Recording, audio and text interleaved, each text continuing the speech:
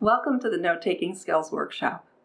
This workshop will go over the complementary skills that will make adaptive technology you use work for you. Before we begin, there's a handout available with this video. I will explain how to download it in a moment.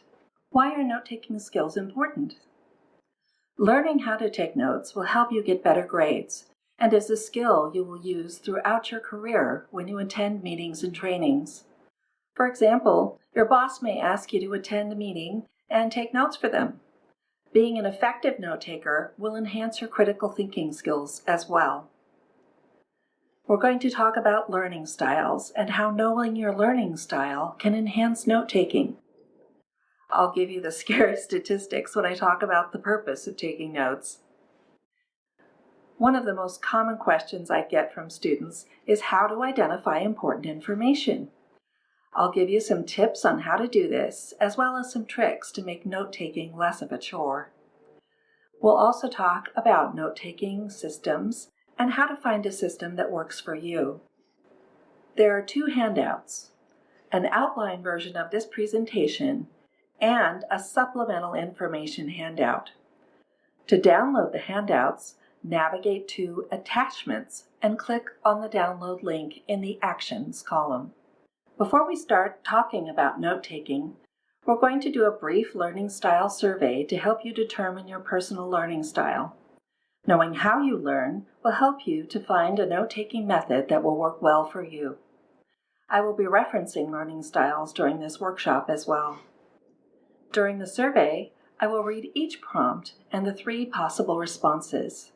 Write down the responses that you are most likely to do. It is okay to circle more than one response.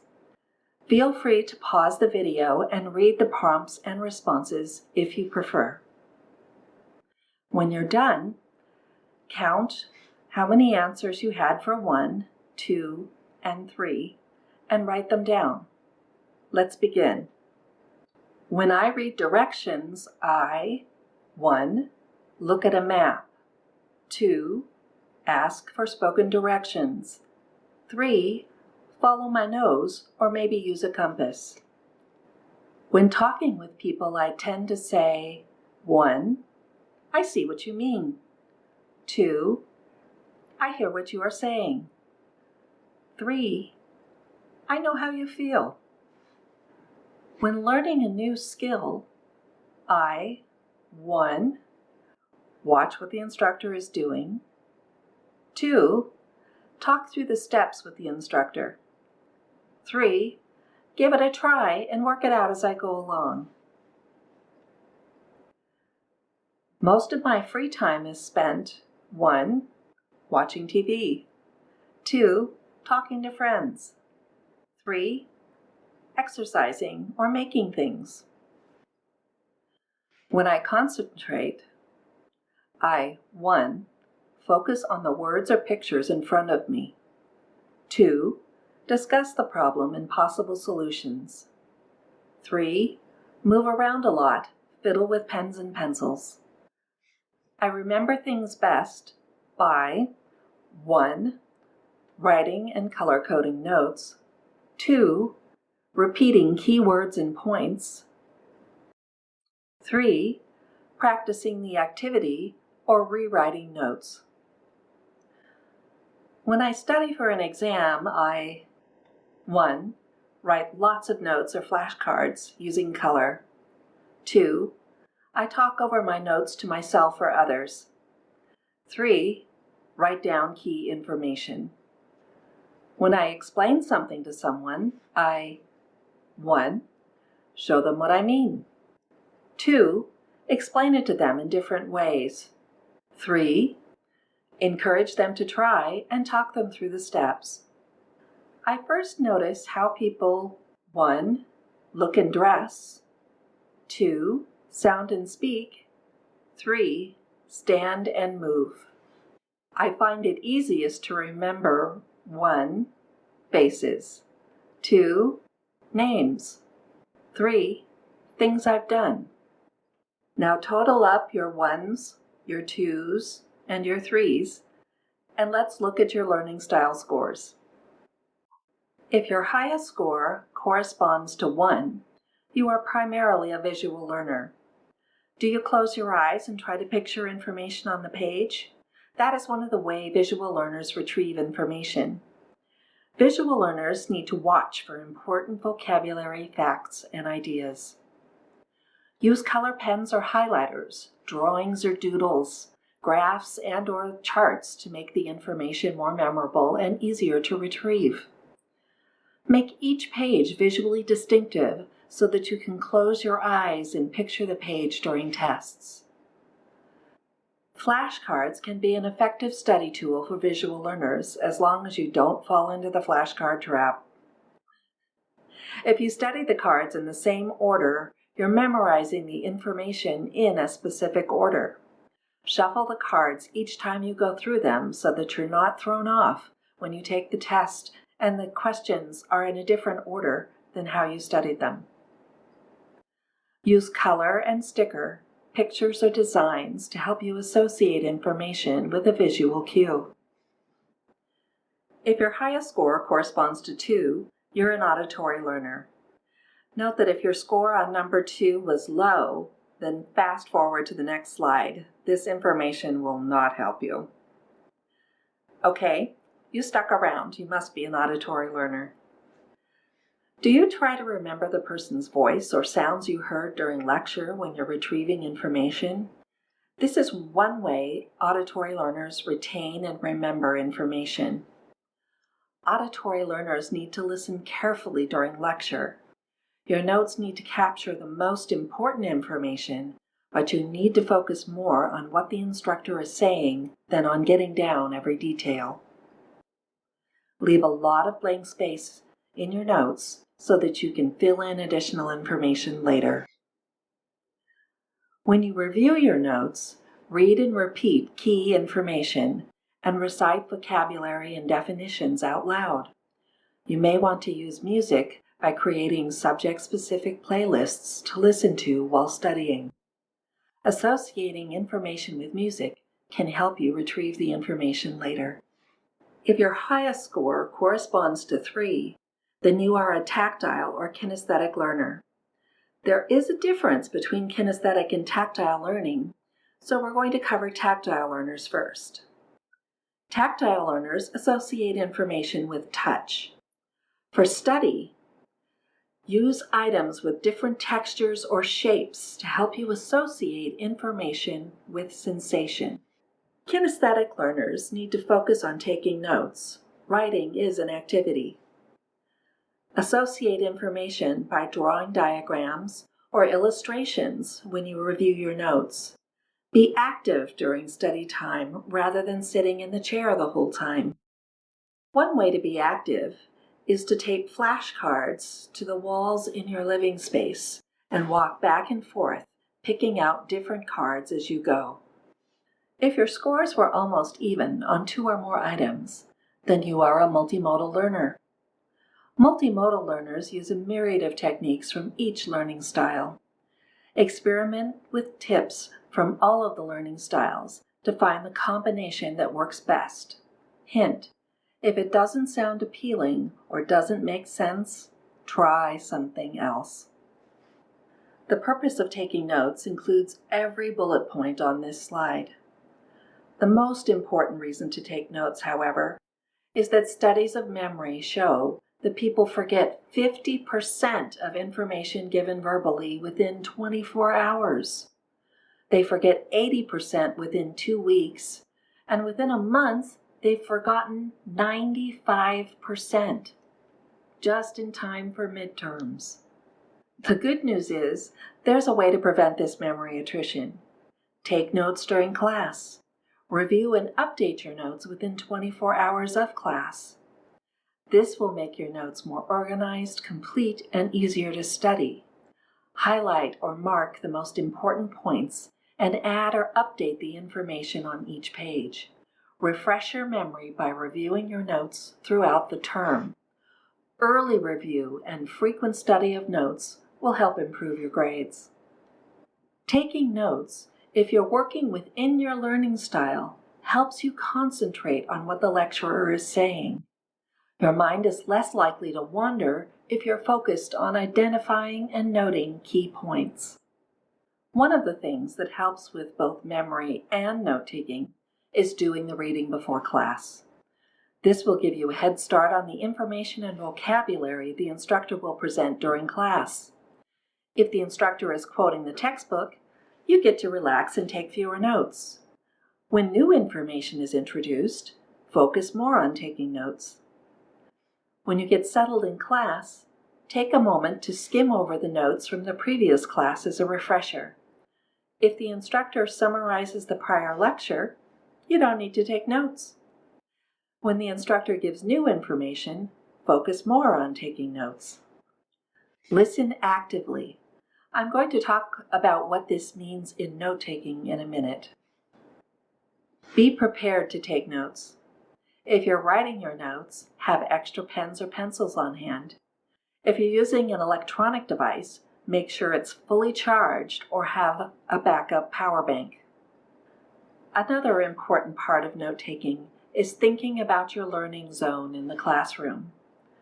We tend to gravitate to our comfort zone, where we feel most comfortable in the classroom. Think about whether you need to sit closer or farther from the instructor to focus on the lecture, and consider where you learn best in the classroom. You may need to compromise a bit between comfort zone and learning zone.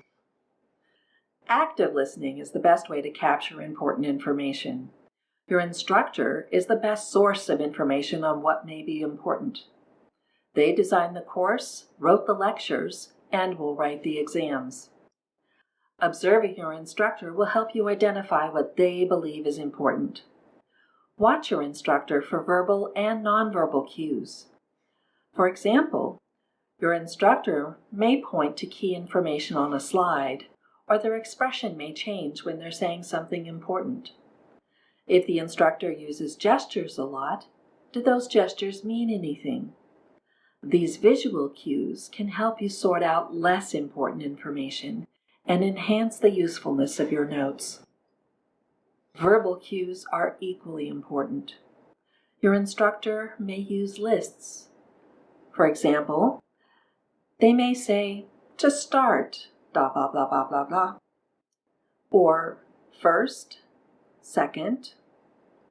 If an instructor starts counting, it's time to take notes. Instructors may say, note that, or this is important. They may simply say, this will be on the test. They may talk faster or slower when the information is important, or change their tone of voice, or emphasize important words. Be alert for these signals. In note-taking, ideas are important because they incorporate the concepts, opinions, and beliefs about facts. When an instructor wants you to apply critical thinking to a test question, they're asking for your ideas. Therefore, including main ideas in your notes is more important than writing down facts. If needed, facts can be looked up later when you review and update your notes. The question, evidence, conclusion lecture style makes it easy to identify key parts. The instructor will start with a question or idea for the class to discuss. During discussion, take notes when the instructor says things like, good point, or asks a student to say more. At the end, the instructor will summarize based on the evidence presented. Your notes should reflect the question or idea, any points students made that the instructor reinforced, and the summary. Don't be afraid to ask questions. It is best if you can get your questions answered during class or immediately after. Not all instructors have offices on campus, and they may be difficult to get a hold of outside of class.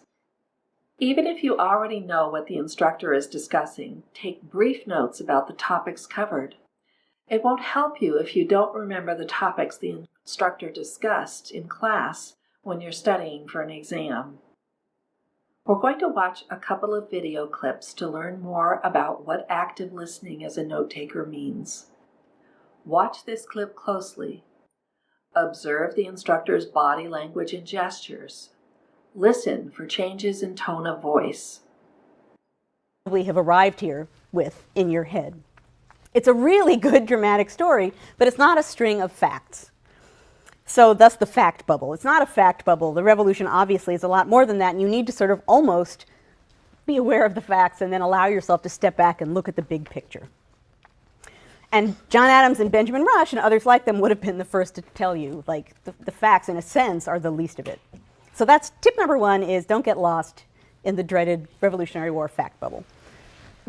Think about what you noticed. Did you see the instructor look down at her notes? When an instructor checks their lecture notes, it's time for you to take notes. Toward the end of the clip, did you notice that the instructor started to count? Tip number one. If the instructor is counting, it's time to take notes. This is a different instructor with a different teaching style. Watch and listen. How does this instructor emphasize important points? That's partly because all sorts of institutions are functioning perfectly fine. Here we are. We're meeting. You know, there's no problem of the supply of water suddenly, or scarce provisioning, or barbarians massed outside whom we have to sort of protect against during our class. It hasn't come to that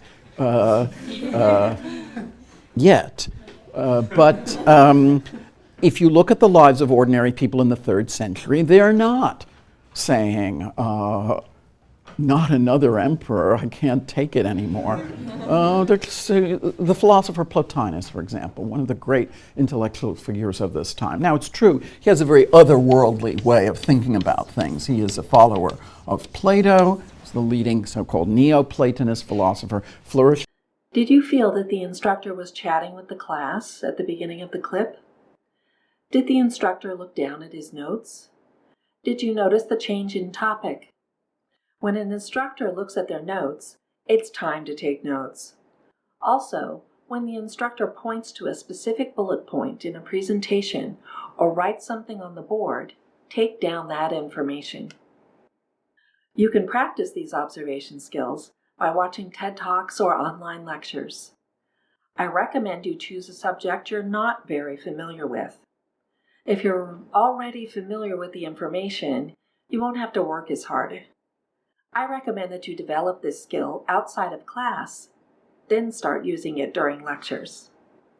The handout you downloaded includes a list of commonly used abbreviations. These are meant to give you ideas, not for you to memorize. Abbreviations can help speed up your note-taking, and it is worthwhile to take some time to develop abbreviations that work for you and are easy to remember. You can also create a subject-specific abbreviation key for a specific class. Don't try to write complete sentences. Take down important words only. Paraphrase if needed. The average human speaks at a rate of 240 words per minute. The fastest typists can manage about 200 words per minute. While stenographers can get more information down faster, they use a syllable system, not letter for letter. Relax. No one in class is getting everything down.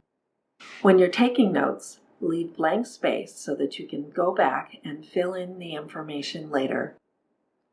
If you use up every line and need to add information, your notes quickly become unreadable. Use question marks if you're not sure you got the correct information when you were taking notes. You can email the instructor or double check and be sure you're studying accurate information. The 4 note-taking systems I'm going to show are just a few of the many ways to take notes. Your handout has even more examples of note-taking systems. The important thing is to find a system that makes sense to you. If you're feeling frustrated, confused, or annoyed, then you're using a system that does not work well with your learning style. The most important thing is not which system you choose. It's whether the system works with your learning style and strengths rather than against them. The Cornell method is a popular way to take notes.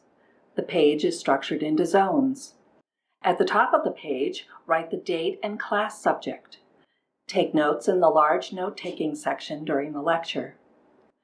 After class, reread your notes and revise them as needed.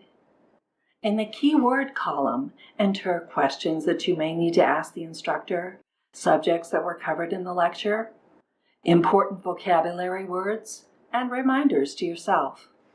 In my opinion, the summary section at the bottom of the page is why the Cornell method is successful. You'll write a short summary of the information on the page in your own words.